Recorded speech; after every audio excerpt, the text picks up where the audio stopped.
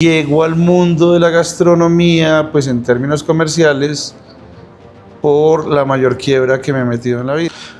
Lo primero que aprendí, que mi papá me lo trató de enseñar y no le hice caso, es que uno no hace negocios con los amigos, uno hace amigos haciendo negocios, que es bien diferente. La más grande enseñanza es realmente váyase a la minucia del modelo de negocio y trate de calcular todo lo que va a salir después de usted cobrar, porque muchos restaurantes sé que se quiebran por eso. Cuando uno habla de diseño y de food design, habla indiscutiblemente o inevitablemente de innovación, y la innovación es la única herramienta que te permite tener una diferenciación concreta frente a la competencia, y es por lo que el cliente decide entrar a tu establecimiento y no al del otro.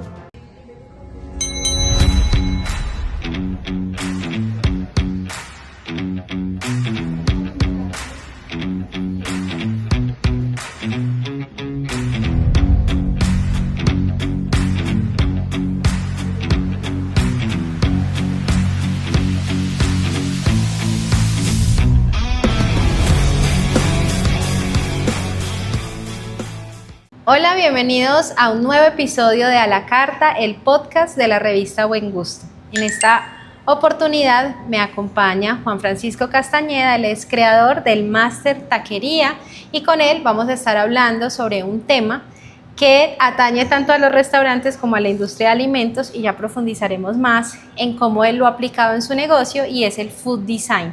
También a propósito de un festival que por estos días se realizará en Bogotá. Juan Francisco, bienvenido a La Carta. Muchas gracias, Caro, qué gustazo estar acá. Gracias por esta invitación.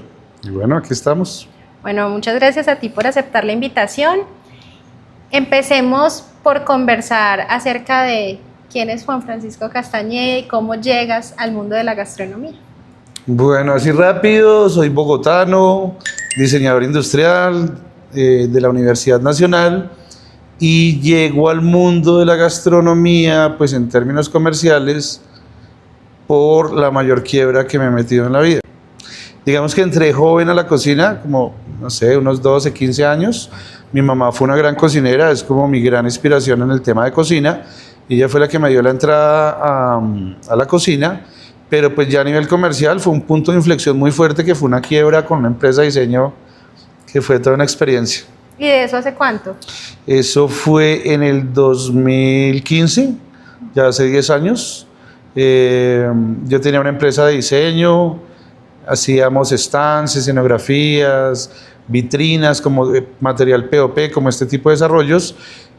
Trabajé para empresas grandes, digamos que estaba muy sumergido en el mundo del diseño, y a raíz de esta quiebra, de esta volteada que le mete uno a la vida en un momentico, dije, voy a pelear con el diseño, y resulta que nada más equivocado. Pero después te cuento un poquito más de eso. ¿Y cómo pasas de ahí entonces a la gastronomía? ¿De una vez emprendes o cómo fue? Sí, de una vez emprendí porque necesitaba solucionar como ese momento difícil económico que estaba pasando. Entonces lo que hice fue como generar una idea de negocio, hacer el plan de negocio sobre un documento que había tenido acceso en un curso de la Cámara de Comercio. Fui muy juicioso como desarrollando ese modelo de negocio. Y con ese modelo de negocio salir a buscar un inversionista, porque no tenía pues el dinero como para invertir yo solo. Con la sorpresa que la primera persona a la que le digo la idea era que él me iba a presentar unos empresarios gastronómicos y al final de la charla Mauricio, que es mi socio hasta el día de hoy, me dijo, no, yo ya no le puedo presentar a esa gente. Y yo, ¿pero por qué? No, pues porque yo voy a ser su socio. Entonces pues fue chévere. ¿Y esa idea de negocio era el máster? Y esa idea de negocio era el máster. Digamos que era un poco diferente, ¿no? Nosotros pensamos inicialmente en empezar con carritos como tipo taquería de paso en Ciudad de México, pero nos dio un poco como ese tema de tener que guerrear, nos dio un poco de temor ese tema de tener que guerrear la calle, como entonces si llega el policía, entonces si viene el otro vendedor, entonces dijimos como empecemos con un local pequeño y vamos mirando. Varió un poquito la idea, pero sí era comida mexicana. ¿Y por qué escogieron cocina mexicana? Bueno, yo en mi primer trabajo como diseñador, ya como profesional, era con una marca que se llamaba Daytech, que era como de ropa muy sensual para chicas. Ese fue mi primer trabajo como diseñador. Ellos me mandan a México a montar una tienda y, como digo yo, me enamoré de México a primer bocado. Eso fue automático. Me acuerdo que llegué como al centro de Guadalajara y le pregunté al botones del hotel como, oiga, ¿dónde puedo ir rápido y seguro a comer? Entonces me dio unas indicaciones y me sirven una torta ahogada en la calle. Esta típica torta ahogada que el plato va envuelto en plástico y te echan un montón de salsa y todo, y apenas la probé, pues se me voló la cabeza. Entonces digamos que hay una conexión. Sin embargo, pasaron 10 años antes de poder materializar esa idea, ¿no? Y esa idea finalmente se ve materializada en Guatemala, que para mí las fronteras modernas son, o las fronteras son muy modernas. O sea, uno piensa que es que esto estaba configurado así hace un montón de años y no, pues si uno se pone a analizar tanto México como Guatemala, pues para mí son un mismo bloque gastronómico, ¿no? Pero ¿por qué dices que se materializa en Guatemala? Porque estaba en un viaje y entonces como a las 5 de la mañana, en estado un poco de alicoramiento, salimos a buscar tacos. Estaban en un pueblo que se llama Panajachel, allá a orillas del lago Atitlán, que es un lugar como muy místico y muy energético. Y conseguí un puestico de tacos, un señor con un asadorcito, 2 mesas Rimax, 4 sillas, y yo pues ahí como en ese momento de reflexión dije como que si este señor puede vender tacos, pues yo puedo vender tacos en Colombia, no hay rollo, ¿no? Como que vi la simpleza del hecho de cocinar en ese fogón de carbón y de comerme algo realmente muy rico. Entonces dije, pues, no hay más excusas para que yo siga aplazando este plan. ¿Y cómo recuerdas ese primer día del máster, cuando abre? Uy, ese primer día del máster, lo primero que recuerdo es que me metí una llorada brutal porque mi mamá llevaba como un año de haberse ido. Y de todo esto que me ha pasado en el máster, de pronto es el único pesar que tengo, y es que mi mamá no lo vio como en vivo y en directo, ¿no? Hay mucha gente que me dice, su mami lo está acompañando allá desde arriba, y pues yo espero que sí, pero pues me hubiera gustado tenerla de carnecita y huesitos, ¿no? Claro. Ese día lloré mucho, recuerdo muy bien, como haciendo las últimas compras en el carro, iba llorando, pero digamos que el día que abrimos fue muy chévere porque tuvimos una acogida de una vez brutal. Creo que en eso influyó bastante el hecho de haber salido de MasterChef. Yo sé que para el mundo de los cocineros cualquier formato que tenga que ver con televisión es mal visto, pero realmente yo sí soy súper defensor del formato, porque hasta el día de hoy, de los 18 que participamos, por lo menos 12 estamos dedicados a cocina full. Una persona como José, que era maestro de obra, en este momento es chef de una familia de millonarios en Houston, como Samay, que era una empleada doméstica, hoy en día tiene 2 panaderías en Tuluá, como Juan, que estaba quebrado y estaba ahí como decidiendo si seguía o no con el diseño, se conecta con el diseño desde la comida.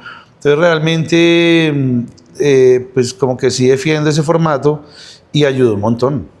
Entonces la gente nos copió de una, el sitio estuvo muy lleno esa noche, de una vez, sin hacer una gran campaña ni nada, ¿no? Como con un voz a voz ahí de mis redes, y las de mi esposa, y las de mi socio, y las de los amigos, y ahí, digamos que el máster ha tenido una cosa muy bonita, y es que desde siempre ha sido muy exitoso. Que eso también hablaremos más adelante, qué es lo que yo creo, porque realmente es una creencia, de por qué el máster ha sido como tan chévere desde el principio. ¿Tú cuando participaste en MasterChef ya tenías el restaurante? No, de hecho se llama el máster por eso, claro. Yo ahí tenía la empresa de diseño. Me voy como 20 días, se queda mi ex socio ahí como a cargo de la empresa, y se llama el máster porque pues después de salir en el programa, mucha gente, el de la tienda del barrio, el del amigo, todo el mundo, ¿qué máster? ¿Qué más máster? ¿Qué hace máster? Entonces, pues, normalmente la primera idea no es la mejor ni la más lógica, pero a veces sí. Entonces, nada, se llama así el restaurante por esa experiencia. Muy bien. Llegamos al final de este primer bloque, que es la entrada, y quiero que escojas entre preguntas de éxito o preguntas de fracaso. Pues chévere las de fracaso porque son como lecciones que uno aprende más contundentemente. Dame un número del 1 al 5. 3. ¿Qué te decepciona de la industria gastronómica? Uy, hay una cosa que me decepciona profundamente y es esos egos y esa falta de colaboración entre todos. Yo soy una persona que, no sé si por mi carrera o por la formación que tuve en hogar, miro la competencia realmente como una oportunidad siempre y como un gremio. O sea, a mí me encantaría que estuviéramos conectadas todas las taquerías de Bogotá y hacer circuitos y de todo y trabajar en conjunto.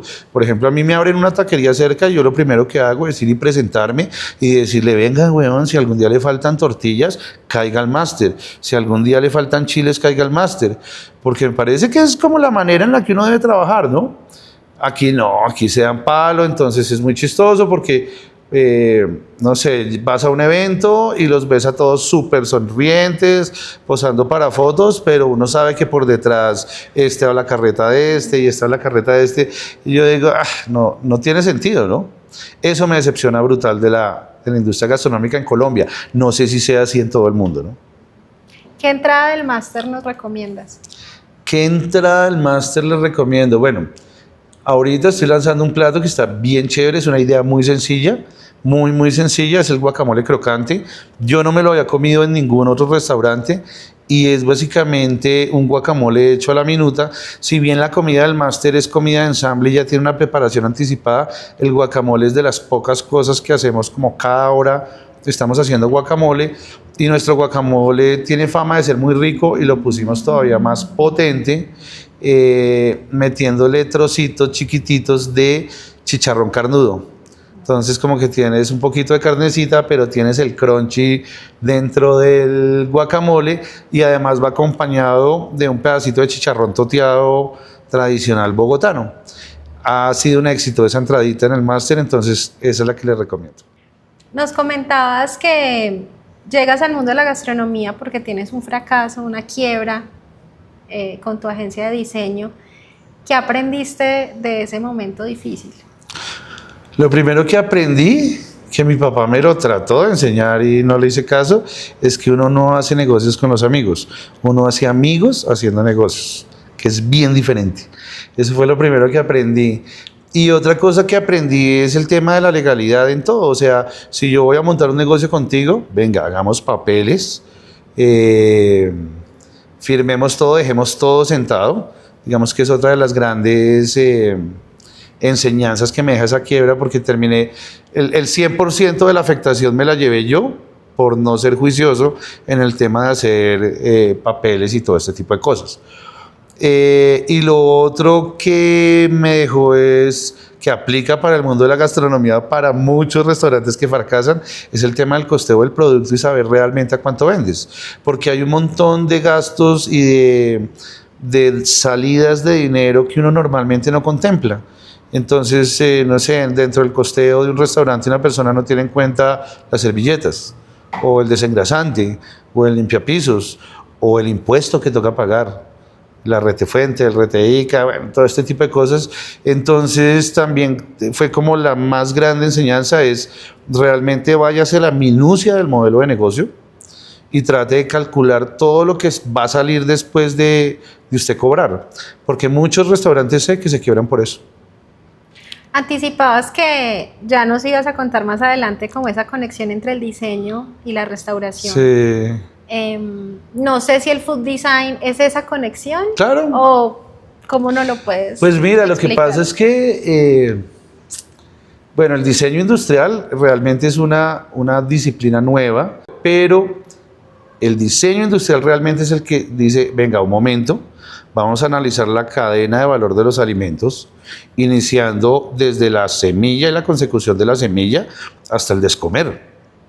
Y vamos a analizar toda esa cadena de valor y vamos a ver en qué puntos un diseñador industrial puede intervenir. Entonces, por ejemplo, para mí la mejor manera de contar qué es food design es con el ejemplo del aguacate. Si yo reduzco el consumo del agua en el cultivo del aguacate en un 15% porque me reuní con un agrónomo y con el campesino y desarrollamos un sistema de riego, es food design. Muchas veces la gente piensa que food design es el plato lindo o el estilo que pueda tener el restaurante. No. Aquí te estoy poniendo un ejemplo que pues, tiene que ver con la primera parte productiva, ¿no?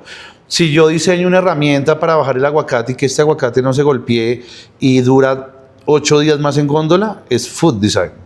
Porque realmente lo que busca el food design es mejorar nuestra relación con los alimentos en cualquier nivel. Si yo diseño un empaque específico con un cartón que regula la temperatura y puedo mandar aguacates a Emiratos Árabes en barco, entonces es food design. Si diseño un restaurante con una temática de aguacate, es food design. Si diseño un plato con solo aguacate, también es food design. Si cojo la pepa del aguacate, la deshidrato, la muelo y hago un aglomerado para mesas, es food design. Entonces digamos que cualquier intervención que tenga que ver con metodología y la visión de un diseñador en toda la cadena de valor de los alimentos, aplica como food design. ¿Para qué le puede servir el food design a un empresario gastronómico? No, pues para todo, para lograr la diferenciación realmente con otros modelos de negocio. Digamos que cuando uno habla de diseño, indiscutiblemente, o es inevitable no hablar de innovación, porque a los diseñadores siempre nos meten esa semillita como de hacer todo diferente, ¿no? Haga el logo diferente, haga la silla diferente, haga el plato diferente. Entonces, cuando uno habla de diseño y de food design, habla indiscutiblemente o inevitablemente de innovación. Y la innovación es la única herramienta que te permite tener una diferenciación concreta frente a la competencia, y es por lo que el cliente decide entrar a tu establecimiento y no al del otro. Entonces tiene todo que ver. De hecho, mi invitación es que así como uno tiene que pagar un contador todos los meses, que bueno, si uno es grande, entonces lo contrata de tiempo completo. Si uno es pequeño, le paga unos servicios, pero el diseño o el diseñador tiene que estar presente en cualquier negocio. No solamente en el de la restauración, sino pues, en cualquier tipo de negocio, el diseño es una herramienta muy válida. Para ilustrarlo mejor, tomemos de ejemplo el máster. Sí. ¿Cómo aplicaste ahí el food design en sus diferentes Uy, formatos? mira que el sábado de hecho di una charla para un grupo de maestría de la AN de innovación y hay muchos ejemplos que el máster podría pues como mostrar en caso de éxito de food design. El tacubo, que es nuestro empaque especializado para tacos, es uno de los mejores ejemplos. No existe ni siquiera en México, ya lo tenemos registrado. Yo bromeo siempre con mi socio, le digo que donde ese empaque se vuelva famoso en México, no tenemos que volver a trabajar en la vida, porque realmente es un empaque muy chévere donde el primer requerimiento de diseño es que el taco tiene que ir desarmado. Y alrededor de esto pues construimos todo un cuento y una carreta chévere. Entonces se llama el tacubo porque es un cubo de tacos, entonces es como cubo taco. Por la calle Tacuba, por el grupo de música Café Tacuba, y realmente es un ejercicio de diseño muy interesante. En pandemia fue una de las herramientas que nos sirvió para salir adelante, porque como cada cajita era personal, uno muchas veces se reunía con los amigos pero no tenía mucha cercanía, o con la familia, entonces llegaba el pedido del máster y uno le daba un cubo a cada persona y pues cada persona ya, y lo cerraba y como que su basurita quedaba adentro, pero fue una cuestión circunstancial porque nosotros llevábamos 6 meses trabajándole ese empaque. Que llegó la pandemia y nos cayó así como de caído del cielo, ya estaba a un puntito de diseñarlo. Hay otra cosa que es bien importante y es que dentro del food design hay una metodología que es el design thinking, que realmente ayuda a que todo este proceso de diseño sea mucho más fluido y concreto. Entonces, por medio de metodologías de food design termino desarrollando el tacubo. Otro ejemplo es, por ejemplo, la costibirria, que es un plato que se volvió como la estrella de la casa y es la primera birria de costilla de cerdo que hay en Colombia. En México no se acostumbra tanto a hacer birrias con cerdo. De hecho, la birria es de carnero o de cordero, de borrego, de caprino, pero como a la gente no le gusta ese almizcle del caprino, termina popularizándose la birria de res. Y hasta ahí les llega a los mexicanos, pero pues decirle a un mexicano que haga una birria de cerdo es como decirle a un bogotano que haga un ajiaco con cerdo. Como que le patina la cabeza, aunque estoy seguro que un ajiaco de cerdo debe quedar pues muy rico, porque es que el cerdo es el cerdo. Entonces hicimos muchas pruebas, también por metodología de design thinking y de food design hicimos pruebas con gallina, con cordero, con pollo, con costilla de res, con costilla de cerdo, y la que mejor nos funcionó fue la costilla de cerdo. Es una nota porque es un plato que se desmecha con el tenedor solamente, y aparte de eso le metimos un contenido cultural que es servir un taco de albañil. Entonces tienes arrocito mexicano, frijol refrito, pico de gallo, viene el juego de tortillas y la idea es que te armes un taco de albañil, que es como comen las clases trabajadoras en México que meten un almuercito dentro de la tortilla. Entonces digamos que ese plato hasta para los mismos mexicanos, el otro día fue un mexicano y me dice, no mames, güey, ¿qué es esto, por favor? Le voy a decir a mi mamá que hagamos la prueba en México cuando llegue. Entonces, digamos que el food design es aplicable a todo, a la logística, a los conceptos gastronómicos, al diseño de los platos, al diseño de los empaques. Y el máster es chévere por eso, porque tiene como muchas aplicaciones prácticas. Muchas veces la gente ve estos temas como el food design o que la invitación es a acuñar el término en español, que es diseño más alimentos. La gente tiende a pensar que estas iniciativas son difíciles y carísimas. Así Y es. no, lo que tienes es que contratar un diseñador que tenga cierta sensibilidad hacia los alimentos y empezar a trabajar, pero muchas veces esas soluciones no requieren pues, de una millonada para ser implementadas, ¿no? Yo quisiera en este punto hacerles la invitación y pues que conversemos un poquito precisamente sobre dónde se consiguen esos profesionales o cómo encuentro más información, y es que en Bogotá del 7 al 10 de mayo se va a realizar precisamente el Food Design Fest 2025, que es una iniciativa que nace en Europa y que por primera vez se hace, tengo entendido, en un país latinoamericano, y Bogotá fue la ciudad escogida. Un evento donde además vas a hacer ponentes. Sí, tú speaker, también. y yo también, con la revista Sí, Buen muy Gusto, bien. voy a estar en el panel Paladares que Saben, junto a Margarita Bernal y Viviana Nariño, Chévere. para conversar un poco lo que tú decías, la alimentación vista en este caso desde las letras y desde las narrativas del periodismo.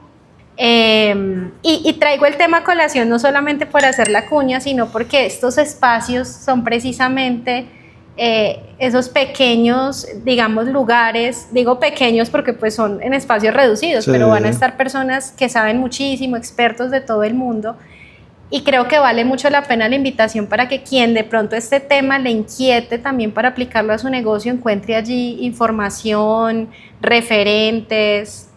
No, mira, va a ser un encuentro muy chévere. La idea es dialogar de cómo podemos mejorar nuestra relación con los alimentos. Como tú dices, tu campo son las narrativas y las letras y todo este tema del periodismo que además pienso que hay que depurar de alguna manera hoy en día, porque hay mucha persona ahí chistosita como tratando de meterse en esa área. Pero se puede hablar desde la editorial, desde la logística, desde los territorios. Sé que también va a estar este loco de Minimal, por ejemplo, seguramente hablará de su relación con los territorios y las personas, de cómo un restaurante que es un referente como Minimal aplica todo este tema de la sostenibilidad ambiental, social, bueno, todo este rollo, que ellos son expertos en eso. Yo, por ejemplo, voy a hablar de modelos de negocio, algo muy como enfocado a la práctica.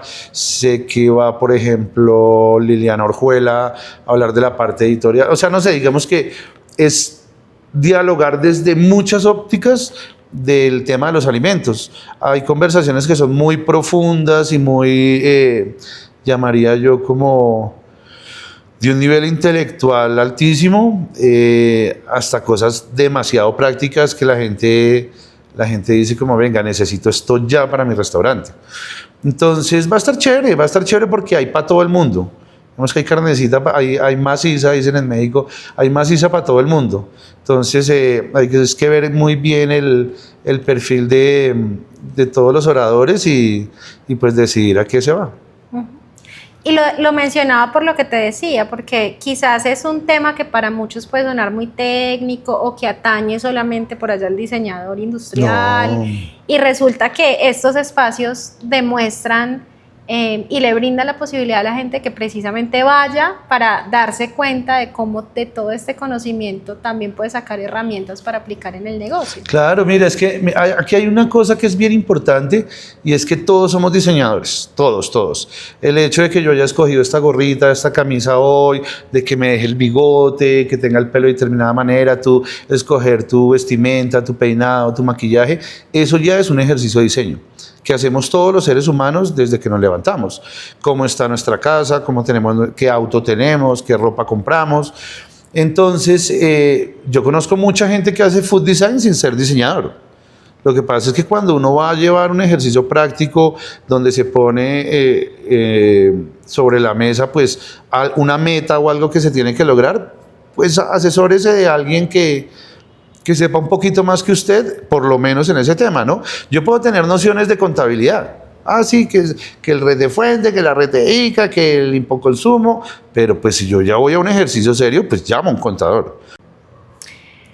Cerrando este bloque del fuerte, quiero que escojas entre preguntas de falso o verdadero o preguntas de frase incompleta.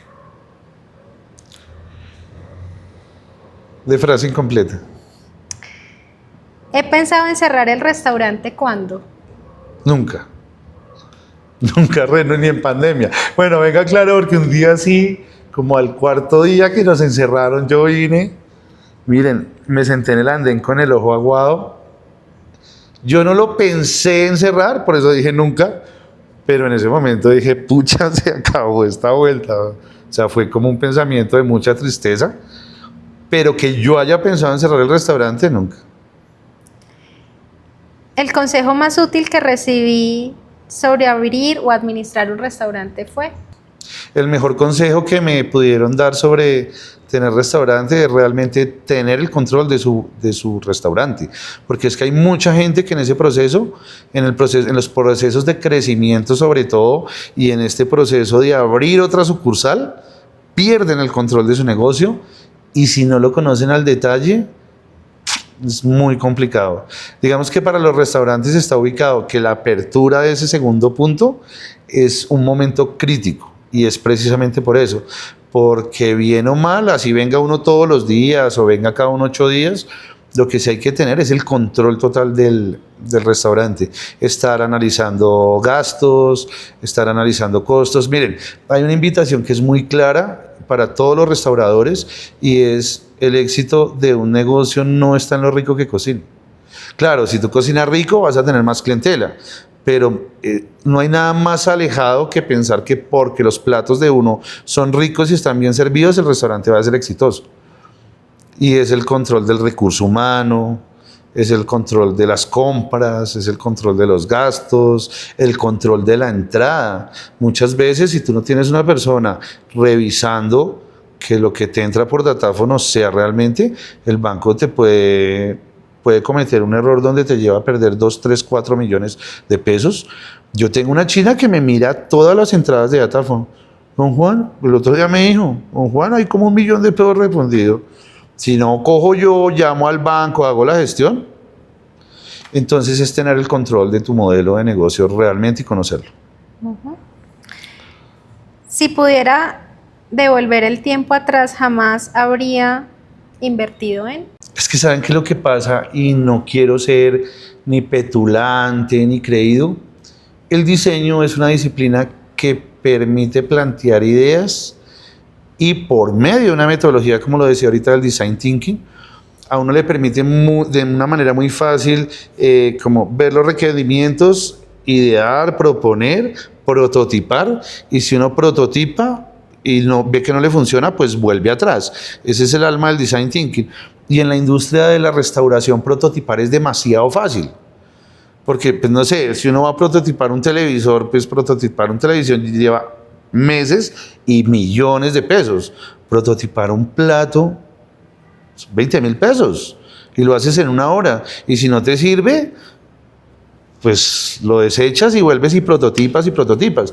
Entonces en el máster no hay una decisión que yo haya hecho como, pucha, me dolió el bolsillo o esto afectó mi negocio de una manera negativa. No, porque acá hay algo interesante y es el equipo que conforma el máster. Entonces, está mi socio, que es ingeniero electrónico y tiene empresa que produce muebles, obra civil, de todo. Él es un duro produciendo cosas y él es realmente la mente del empresario, el arriesgado, el que está mirando así la oportunidad, ¿no? Yo, por el otro lado, soy el creativo, el que me sollo el concepto, el que me sollo los platos. Entonces ahí empezamos a hacer un match muy chévere, pero nuestras esposas, mi esposa, por ejemplo, es una dura en mercadeo en Toto, entonces aplica todos esos conceptos de mercadeo al restaurante, y Erika es una dura en administración, entonces pues como que también, entonces hay muchos filtros. Entonces antes de cagarla, y eso así tal cual, porque cuando uno la embarra y le vale billete, uno los errores como empresario los pagas con el bolsillo. Entonces antes de embarrarla, pues la cosa tiene que pasar por muchos filtros, y como son 4 ópticas tan diferentes, es muy difícil que tomemos una decisión realmente negativa para el restaurante. Porque no es una sola persona ahí diciendo es que va a hacer esto y ya. No, yo por ejemplo, miren, ahorita vamos a lanzar un karaoke. Empezamos, yo socializo la idea, la estructuro, trato de armar el modelo, y ellos empiezan, sí, pero tal, sí, pero si pasara tal, sí, pero, oiga, está brutal, démosle de una. Entonces es también satisfactorio, porque cuando uno es juicioso en las metodologías, eso lo blinda a uno un poquito con respecto a embarrarla. Miren, yo les puedo decir con todo el orgullo del mundo, el máster solo ha perdido plata un mes en toda su existencia, que fue el primer mes que nos encerraron en pandemia, abril. De resto, el negocio ha dado para pagar. Claro, hay meses que no ha dejado, como todos los negocios, el grande y el pequeño, pero siempre ha sido un negocio que ha estado muy engranadito y siempre ha ido creciendo, además orgánicamente, ¿no? No son estos crecimientos acelerados de que es que me llegó un empresario y me puso billete y tas, y entonces vamos a crecer como locos, que he visto casos así que les ha tocado recular. No, el crecimiento del máster siempre ha sido una cuestión muy orgánica, ahí como suavecita. Entonces eso también lo blinda a uno, no la inmediatez de que es que nos forramos de billete y entonces vengamos para adelante brutos pero decididos. No, hay que sí, pues también creo que eso nos ha blindado, y es ir creciendo orgánicamente, suavecito. Si se comete un error y nos costó billete, nos retrocedemos un poquito, pero no nos metemos una reculada pues de 2 kilómetros, sino que retrocedemos un poquito, no se pierde mucho y se sigue adelante. ¿Qué fuerte del máster nos recomiendas? Qué fuerte, no, la costibirria. Sí, ya te hablé de ella. Es un plato que tiene un nivel de innovación y de diseño muy interesante. Tiene ese factor cultural, tiene ese factor social. Es una delicia, es abundante. Sentir como todas estas texturas dentro de la tortilla. Hay un dicho que dice que en una tortilla cabe medio mundo, y realmente para mí es como súper claro y es real. Entonces tener esa texturita del arroz, porque ojo, aquí estamos, la gente dice, yo ya sé comida mexicana, y digo, pues es tan extensa y tan variada que es muy difícil. Y además aquí la gente piensa que el taco es proteína sobre tortilla y ya. No, resulta que para un mexicano a veces el taco lleva arroz, a veces lleva frijol, a veces lleva un guiso. Digamos que hay muchas maneras. Entonces es un plato que le abre un poquito también la mente al comensal mexicano, y cuando metes ese cerdo con el arroz y con el frijol y coges todas estas texturas y todos estos sabores en un solo bocado, dice uno, o sea, ese sí sería la recomendación a ojo cerrado. Llegamos al postre y quiero que hablemos del líder detrás del negocio. ¿Cómo definirías tu estilo de liderazgo? Esa pregunta es bien compleja. Yo trabajo todo el tiempo por ser menos... Yo soy una persona bien radical. A mí me gusta blanco o negro. Aprender a ver los grises me ha costado. Siempre me he apoyado en mi equipo. Siempre me he apoyado, por ejemplo, en mis 2 o 3 cabezas, las que tengo internas, y siempre trato de poner sobre la mesa para que ellos me ayuden a construir pues las diferentes ideas y las diferentes iniciativas. Sin embargo, pues hay un momento en el que digo, pues es que esto se hace así y se hace así. De alguna manera es un poco esa terquedad de saber que se están haciendo las cosas bien. Me gusta mucho enseñarles. Soy una persona que piensa que si el conocimiento no se replica y no se multiplica, se desvirtúa. Entonces me gusta enseñarles cosas. A veces de manera espontánea tengo como conversaciones re filosóficas con ellos, muy personales, donde se quedan como, o les digo, vengan, cuando ustedes tengan su negocio, traten de manejar esto así. Trato como de ser muy didáctico con ellos, ¿no? Y de tratar de transmitirles un poco ese,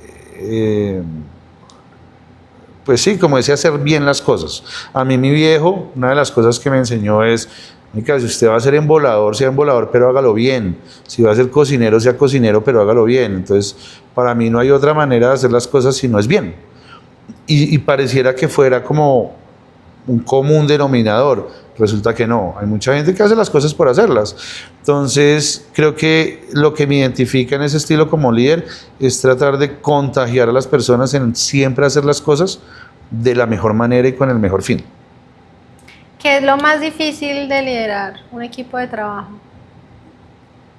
Poder medir ese grado de confianza al que se llega con los colaboradores.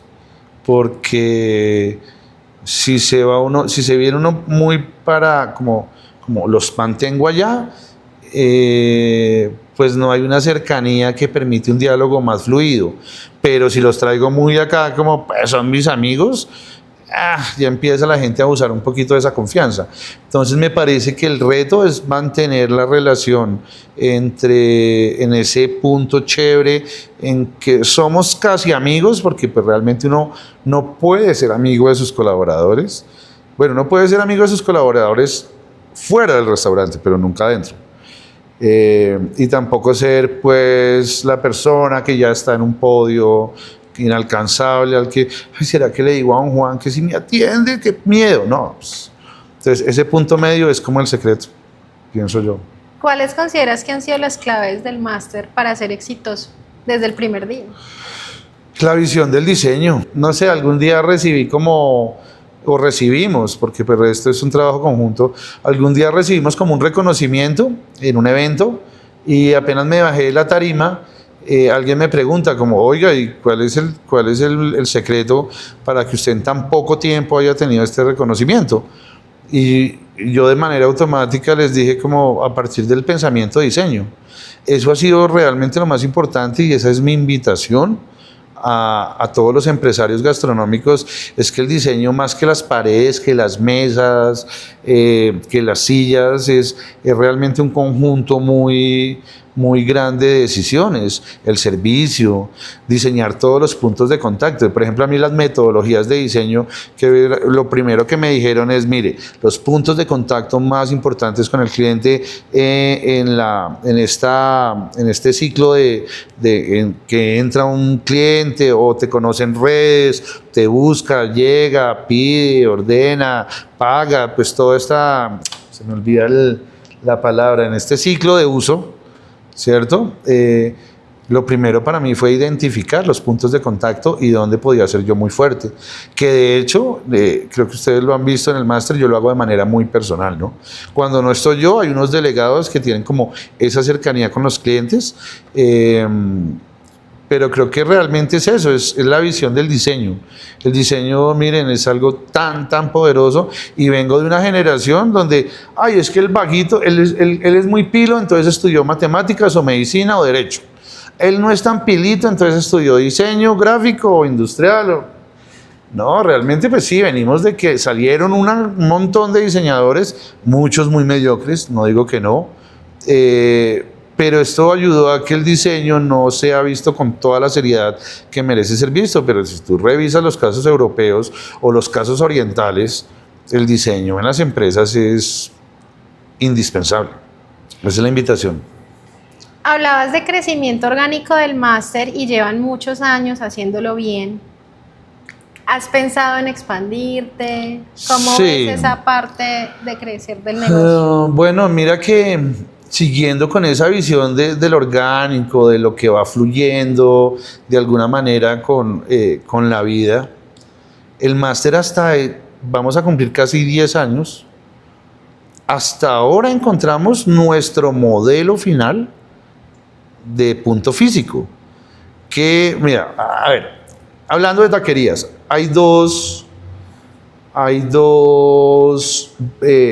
tendencias en cuanto a los modelos de negocio de taquerías. Uno es el que adopta el 90 y pico % de la gente, que es tener varios puntos pequeños, 20, 30 sillas, y tener 3, 4 puntos en Bogotá, ¿cierto? Y no quiere decir que esté mal, ni que esté bien, porque los modelos de negocio solo se evalúan en el tiempo. Nosotros, por el contrario, en vez de tener 4 o 5 taquerías de 30 sillas, decidimos, y bueno, la suerte también nos ha jugado bien, decidimos crecer sobre nuestros cimientos y nosotros empezamos con 33 sillas. Bueno, empezamos con 8 sillas en la Nacional.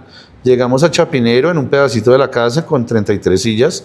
La siguiente ampliación fue el primer piso, quedamos con 60 sillas. Y ahorita la ampliación del segundo piso quedamos con 120 sillas. Entonces son dos maneras de hacer las cosas diferentes. Puede que las dos funcionen o puede que las dos fracasen, pero realmente vamos a saber qué era mejor y qué era más rentable en el tiempo. Si pudiéramos comparar datos de otra marca diciendo, bueno, es que yo entre 5 taquerías me vendo tanto y mi ganancia es de tanto, yo en el máster con 120 sillas en un solo punto me gano tanto y mi ganancia es tanto. ¿Qué es más rentable? No lo sé, es difícil de comparar, pero digamos que en ese modelo de crecimiento, el máster creo que casi como Cusumbo solo decide crecer sobre ese punto, ¿no? Todos tienen 4 o 5 taquerías y las hacen rápido, de bajo presupuesto. La idea es como abarcar geográficamente. No, el máster lo ha hecho de una manera diferente. ¿Cuál sería la expansión del máster? Yo creo que todavía queda un añito en que podamos realmente madurar este concepto que tenemos de las 120 sillas, sobre todo en servicio. Digamos que el producto puede estar estandarizado. Para mí es lo más sencillo. Si uno tiene un punto de producción, lo más sencillo es como estandarizar el sabor, pero es que estandarizar el servicio es lo más complejo, porque es que eso depende mucho del humor del colaborador.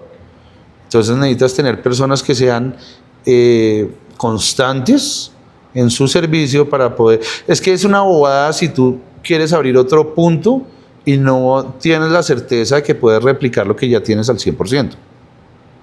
Entonces, si no, ¿para qué abres? Volvemos a lo mismo de tener tu negocio bajo control. Si yo todavía no tengo la manera de tener el control sobre un local de 120 sillas, ¿para qué me pongo a abrir otro?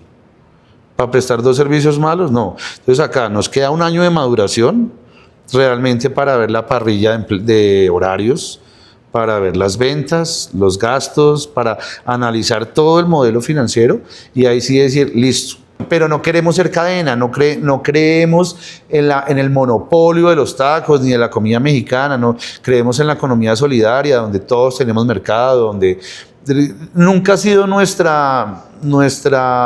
sueño ser el McDonald's de los tacos, ¿no? O el Taco Bell, no, para nada. Quisiéramos, de pronto, lo hemos pensado con mi socio, abrir otra marca más masiva.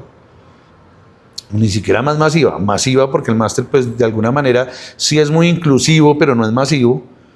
Entonces sí nos gustaría abrir una marca mexicana que no es taquería, que ya la tenemos en la cabeza, y de pronto hacer ese ejercicio agresivo a nivel comercial con otra marca, pero no con el máster. El máster es como nuestro sueñito, ¿no? Nuestro consentido, entonces no queremos como malcriarlo. ¿Y es un sueño cumplido? Sí, claro. Mira que esto es muy personal.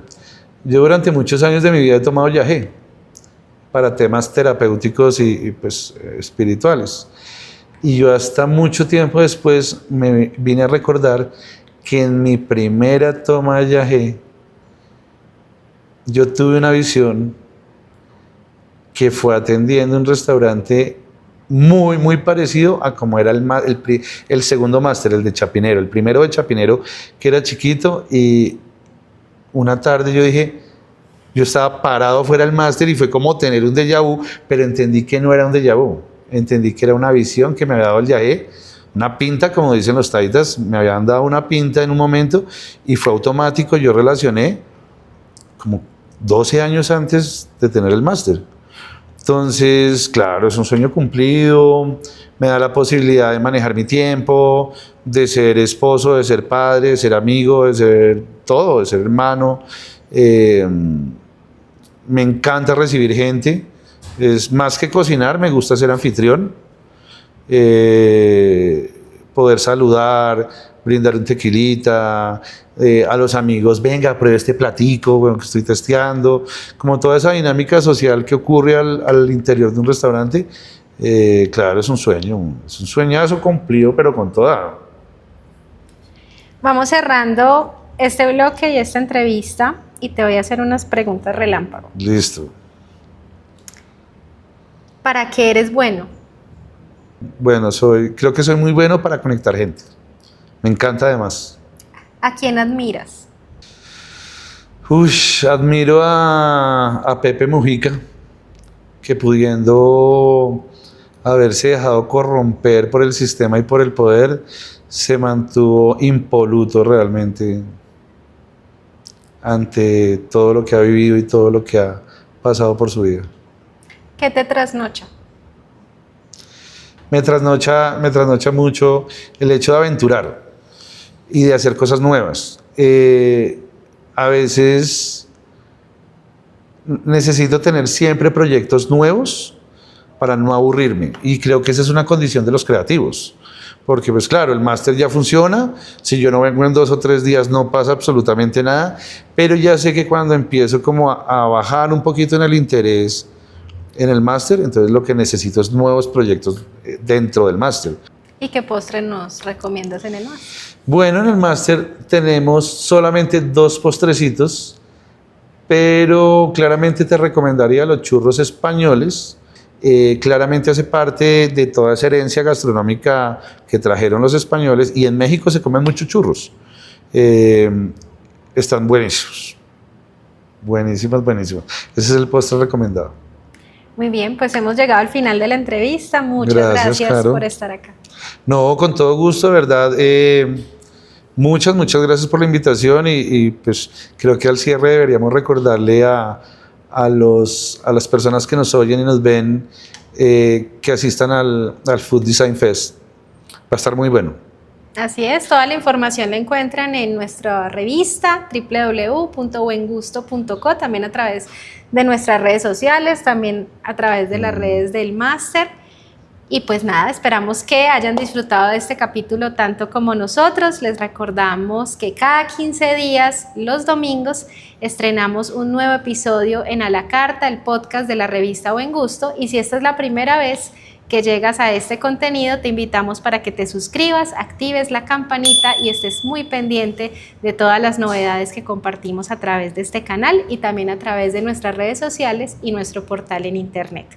No podemos irnos sin antes agradecer al Hotel Vilar América por permitirnos grabar en sus instalaciones, esta vez desde el restaurante El Patio del Vilar. Los esperamos en una próxima oportunidad.